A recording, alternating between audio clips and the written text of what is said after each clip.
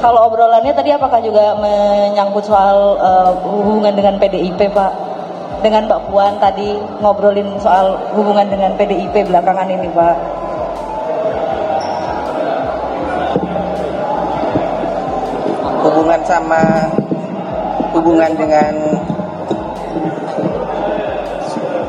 Hubungan dengan PDI Perjuangan baik-baik saja.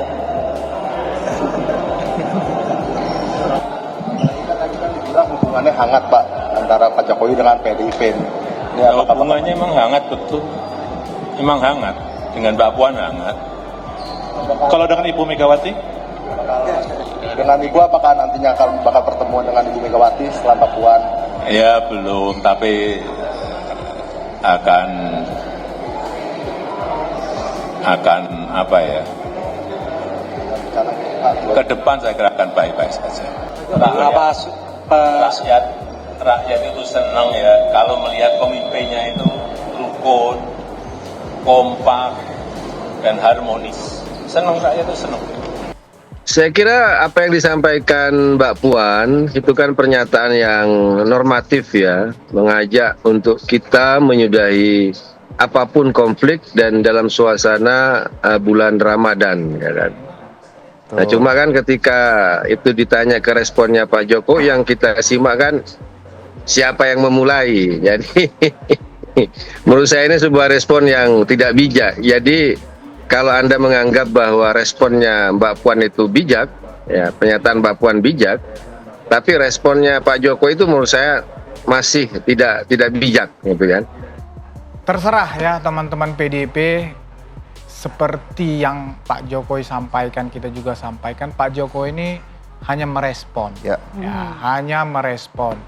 Mau PDIP memainkan peran apapun, tetapi tetap kita respect dengan Mbak Puan. Setidaknya itu tampil di publik, ya, dan itu mengademkan, ya. Tetapi mau PDIP, ya teman-teman PDIP atau juru bicaranya memainkan peran ganda atau apa, istilahkan, publik nanti akan menilai. Publik akan menilai sejauh apa itu bisa berlangsung.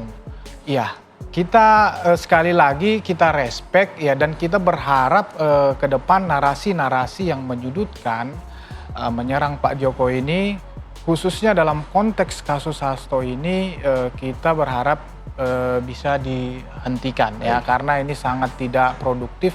Dan saya pribadi tidak percaya ini bisa menolong kasus Hasto, karena kasus Hasto itu murni pidana. Ya. Tekanan terhadap saya semakin meningkat, terlebih pada periode 4-15 Desember 2024 menjelang pemecatan Bapak Jokowi oleh DPP PDI Perjuangan setelah mendapat laporan dari Badan Kehormatan Partai. Pada periode itu ada utusan yang mengaku dari pejabat negara yang meminta agar saya mundur, tidak boleh melakukan pemecatan atau saya akan ditersangkakan dan ditangkap. Dan akhirnya pada tanggal 24 Desember 2024, yakni 1 minggu setelah pemecatan para kader partai, pada pagi harinya dibocorkan terlebih dahulu ke media, dan pada sore menjelang malam saya ditetapkan sebagai tersangka bertepatan dengan malam Natal, ketika kami sedang merencanakan ibadah misa Natal setelah hampir 5 tahun tidak bisa merayakan Natal bersama keluarga secara lengkap.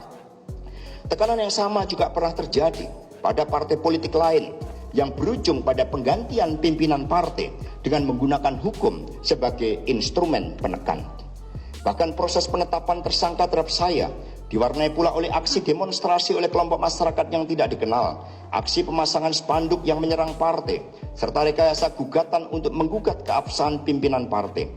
Bahkan operasi politik terhadap saya sampai harus menggunakan lembaga survei untuk menggiring opini publik. Ada orang yang seperti saya sebagai pendukung kekuasaan malah difitnah dan dihina, tapi saya tidak kecil hati.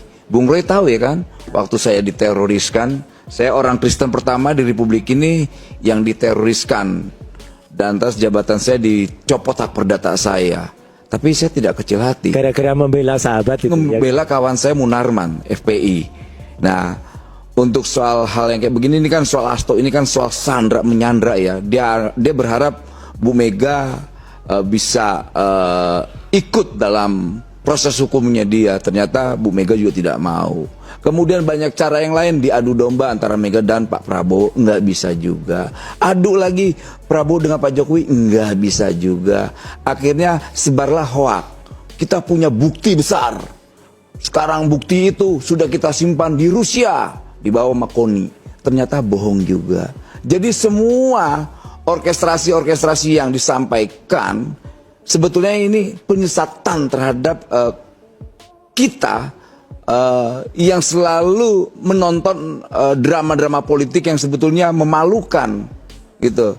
Kita sudah sangat memalukan lah. Sudah muak tadi kayak itu. Ada orang yang tegap, besar, mengirim pesan. Ada 9 orang yang akan menjadi target. Mungkin salah satu atau 2 yang menjadi target itu Dedi kali ya. Dedi Sitorus itu yang menyampaikan. Karena dia juga pejabat penyelenggara negara, ingat. Beberapa hari ini kan masih diributin oleh Hasto yang katanya itu tahanan politik dan sebagainya. Komentarnya ya macam-macam ya, seperti biasalah, muatannya kan muatan kosong saja. Intinya itu kan sebenarnya kalau mau ngomentari lagi lah ya. Kalau dulu Harun Masiku dibereskan dari awal, itu sudah tidak merembet-rembet kemana-mana. Sekarang resikonya ya ditanggung Hasto, karena dia kemarin juga sudah mulai gigit-gigit ke atas. Nanti coba dilihat pada persidangan itu, karena KPK juga tidak mau menanggapi opini-opini liar yang dilemparkan oleh lawyer dan sebagainya itu. Jadi kayak orang kepanikan gitu, nggak perlu ditanggapi. Kan nggak bisa kita megang banteng mabuk gitu kan, biarkan aja sampai mati lemas gitu kan. Nah, yang lain juga kemarin sampai ke arah nyerempet Pak Jokowi juga ya, katanya mengirim utusan untuk tidak memecat Pak Jokowi dan sebagainya, dan ditanggapi baru sekali ini Pak Jokowi menanggapi itu. Jadi mungkin sudah enak juga gitu kan, sekian lama terus diserang, ya namanya manusia ada batasnya.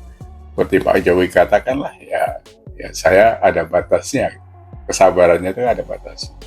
Nanti coba kita lihat juga, karena Dedi Sitorus kan menyerang terus ini. Sekarang kan Bu Megawati seolah-olah diam saja gitu.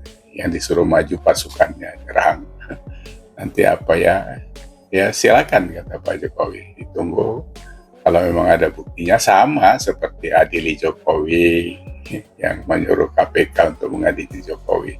Ini pepesan kosong dan blow on juga. Mau masuk karena hukum nggak pakai bukti. Orang-orang pintar kok jadi nyanyuk itu semuanya. Jadi sebenarnya teriakannya itu justru kan jadi blunder sudah lama. Memarginalkan dirinya sendiri, merendahkan dirinya sendiri. Itu nggak disadari sama mereka. Memang kalau sampai ke ceruk itu, memang manusia itu kan dibiarkan memang. Jadi kalau sudah sampai dibiarkan oleh Allah Subhanahu wa Ta'ala, itu tanpa sadar mereka gitu